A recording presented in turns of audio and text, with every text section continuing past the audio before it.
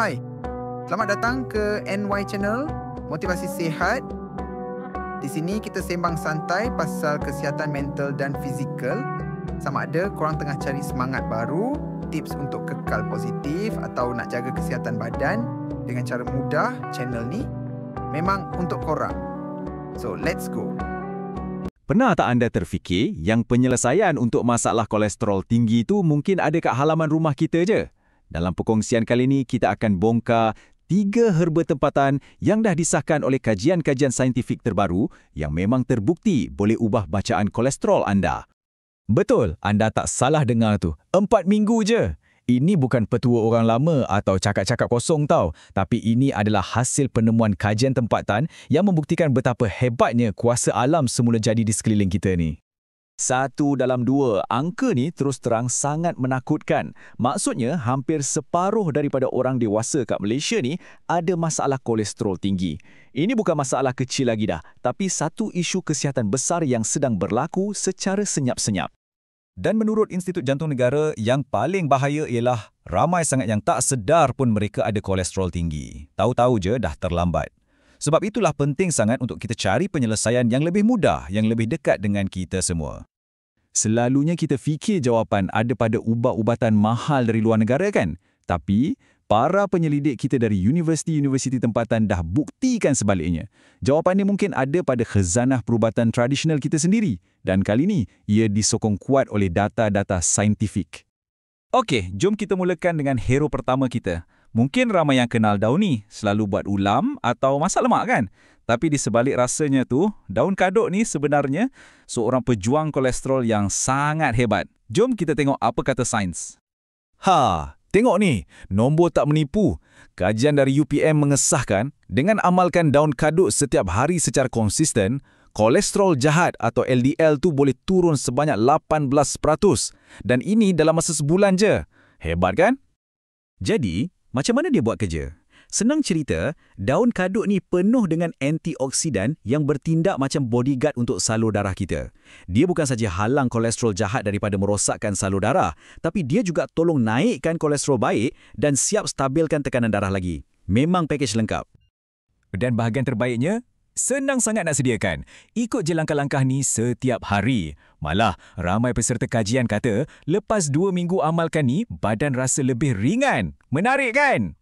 Seterusnya, hero nombor 2 kita, Halia Bara. Awas ya, ini bukan halia biasa yang kita letak dalam masakan tu. Ini abang dia, versi yang lebih power, lebih berbisa dalam bab membakar lemak dan kolesterol. Dan kesan saintifiknya memang mengagumkan. Wow, cuba tengok data kajian USM ni. Lagi padu, LDL turun sampai 22%. Trigliserida, satu lagi jenis lemak dalam darah tu, pun turun 15%. Dan pada masa yang sama, kolesterol baik HDL naik 10%. Ini betul-betul serangan 3 penjuru terhadap lemak jahat. Apa rahsia dia? Dia ada ejen pembakar semula jadi yang dipanggil gingerol dan sugarol. Benda inilah yang boost enjin badan kita, iaitu metabolisme. Jadi lemak yang ada tu terus dibakar jadi tenaga, bukannya dibiarkan tersimpan dalam salur darah kita. Cara nak amalkan pun mudah je. Tapi, ada satu amaran penting kena ingat. Jangan ambil lebih daripada 2 gram sehari. Sebab dia ni kan bara, sifatnya agak panas. Jadi kita tak nak diganggu perut yang sensitif. Dan herba kita yang terakhir, pegaga. Ramai antara kita tahu pegaga ni bagus untuk otak, untuk kulit. Tapi rupa-rupanya kajian terkini dah bongkar satu lagi rahsia besar dia, iaitu untuk kesihatan jantung. Dan buktinya ada pada data. Cuba tengok data dari kajian UKM ni. Dalam masa 30 hari je, amalkan jus pegagas segar boleh turunkan jumlah kolesterol sebanyak 17%, LDL turun 14% dan HDL naik 9%. Bukan main-main kesannya. Okey, yang ni cara kerjanya sedikit berbeza dan sangat bijak. Pegaga tak terus serang kolesterol dalam darah. Sebaliknya, dia pergi servis kilang pemprosesan kolesterol dalam badan kita, iaitu hati. Bila hati kita sihat dan berfungsi dengan cekap, dia akan proses dan buang kolesterol berlebihan dengan lebih baik. Yang menariknya pasal pegaga ni, anda tak perlu pun ambil setiap hari. Cukup sekadar 2 atau 3 kali seminggu dah boleh dapat manfaat sepenuhnya, macam yang ditunjukkan dalam kajian. Okey, sekarang kita dah kenal ketiga-tiga wira ni. Daun kadok, halia bara dan pegaga. Persoalan paling penting sekarang, macam mana cara terbaik nak gabungkan kuasa mereka ni dalam rutin harian kita untuk dapatkan kesan paling optimum, kan? Nah, ini contoh pelan tindakan mingguan yang anda boleh cuba.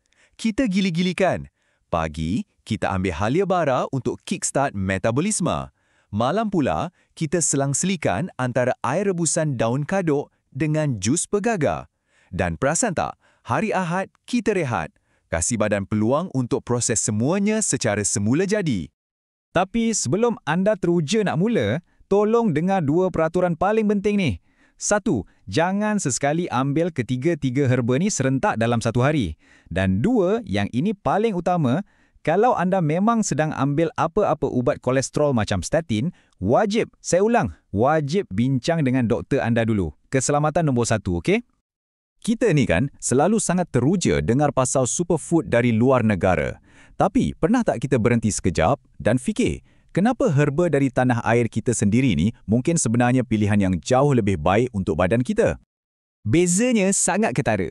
Badan kita ni secara genetiknya lebih kenal dan serasi dengan tumbuhan yang tumbuh di persekitaran kita. Macam pasukan bola main kat tempat sendiri, ada home ground advantage. Herba tempatan ni bukan saja lebih segar dan murah, tapi sebatian aktif dia pun lebih stabil sebab dah biasa dengan iklim kita. Jadi kesimpulannya, bila kita amalkan herba tempatan, ia bukan hanya untuk kolesterol. Manfaat jangka pancamnya tu yang penting. Ia bantu kurangkan keradangan dalam badan, stabilkan tekanan darah, malah tingkatkan sensitiviti insulin. Ini adalah pendekatan holistik, satu langkah proaktif supaya kita tak tergolong dalam statistik 1 dalam 2 yang membimbangkan tadi. Jadi ingatlah, tak semua penawar tu datang dari farmasi.